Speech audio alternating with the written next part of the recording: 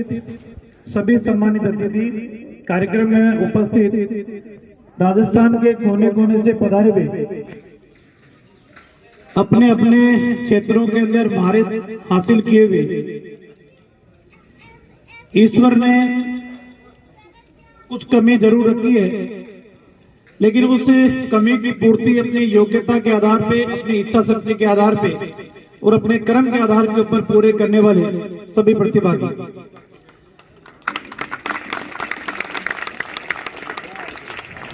एक बार जोरदार करतल ध्वनि से हम परम पूज्य संत सागरपुरी जी महाराज को हम हृदय के अंतर स्थल से धन्यवाद देते हैं कि पूरे राजस्थान के तमाम लोगों के दर्शन इस सोमो में कराने का सौभाग्य हम सबको प्रदान कर रहे हैं।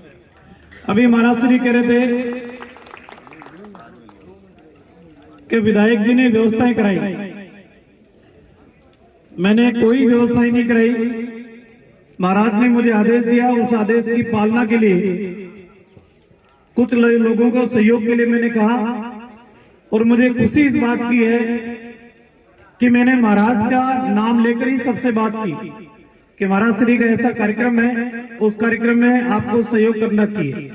और मुझे खुशी इस बात की है कि महाराज श्री का नाम आने के बाद में एक भी व्यक्ति ऐसा नहीं है कि जिसने इस कार्य के लिए इनकार किया हो कि मैं उस कार्य में करने से असमर्थ हूं। सभी ने बढ़ चढ़ के अपने आप को सौभाग्यशाली मानते हुए सभी ने सहयोग किया, इसलिए तमाम सहयोग करने वालों को मैं तहे दिल से धन्यवाद ज्ञापित करता हूं। महाराज, कल मैं जब आया था तो आप सब ने कुछ समस्याएं आप सबकी मुझे बताई। आपने कहा कि राजस्थान में सिर्फ 4 ही स्कूल ऐसी है जो दृष्टिहीनों के लिए है, जबकि पूर्ववर्ती सरकार ने ये घोषणा की थी कि प्रत्येक जिले के अंदर दृष्टिहीन विद्यालय खुलेगी। आपने मुझे ये भी बताया कि हमारी खेलकूद की कोई एकेडमी राजस्थान के अंदर नहीं है, जिलों के अंदर भी नहीं तो कम से कम 7 संभाग राजस्थान के हैं, 7 संभागों के अंदर तो एकेडमी खुले ताकि हमारे को और उत्तरोत्तर वृद्धि करने का एक अवसर प्रदान हो सके। आपने एक समस्या यह भी बताई कि राजस्थान के अंदर दृष्टिहीनों के लिए जो रिजर्वेशन है, उस रिजर्वेशन के अंदर भी कई अभी सरकारी पोस्टें ऐसी है जो खाली पड़ी हुई है, उनको भरा जाना नितांत आवश्यक है। कई अपनी कला के आधार पे, अनुभव के आधार पे, परिश्रम के आधार के ऊपर प्राइवेट सेक्टर के अंदर भी जॉब करना चाहते हैं, तो उसके लिए भी प्रदेश के अंदर एक नीति बननी चाहिए।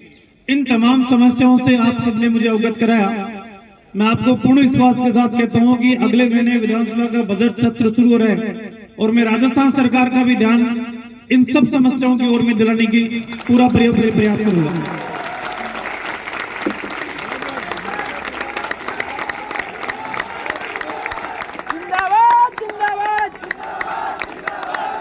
मैं महाराज श्री से इतना निवेदन जरूर करूंगा कि जो समस्या मेरे ध्यान में आई है, अगर कोई समस्या हो तो आप मुझे अवगत कराएं।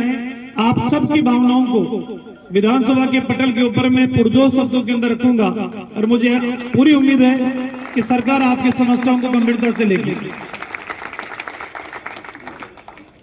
महाराज, ईश्वर ने अगर कुछ कमी रखी है तो बहुत से व्यक्तियों के अंदर कला का एक अनूठा आशीर्वाद भी आप सबको दिया है।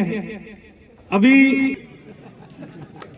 लोगों को यह लगा होगा कि इस वास्तविकता के अंदर ट्रेन मेरे बहुत नजदीक आ गई हो, तो ये भी एक ईश्वर का आशीर्वाद ही है कि अलग अलग क्षेत्रों के अंदर अलग अलग हुनर प्रदान करने का काम भी किया है।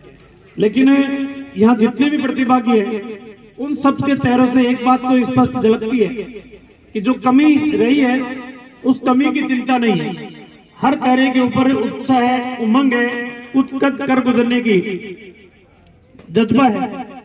कल जयपुरा के अंदर क्रिकेट के मैदान के ऊपर भी हम गए थे, किस तरीके से बॉल की आवाज के आधार के ऊपर चौके और छक्के लगाने का काम भी आपने किया।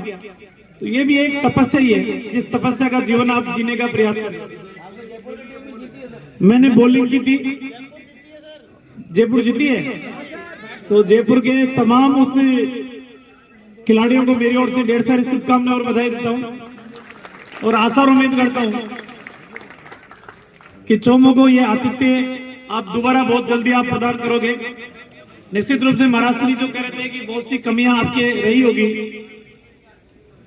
चाहे व्यवस्था के अंदर कमी रही हो या अन्य कमी रही होगी, लेकिन तमाम लोगों ने मिलकर प्रयास अच्छे से अच्छा करने का एक प्रयास किया है।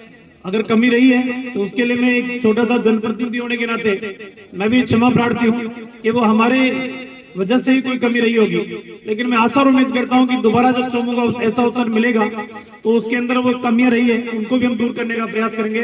एक बार पुनः आप सब पधारे और दूर दूर से पधारे, 200-300 किलोमीटर चल के पधारे। आप सबको तहे दिल से मैं धन्यवाद ज्ञापित करता हूं और आशा और उम्मीद करता हूं कि आगे आने वाले समय में पुनः आपकी सेवा करने का हम सबको अवसर मिलेगा। धन्यवाद।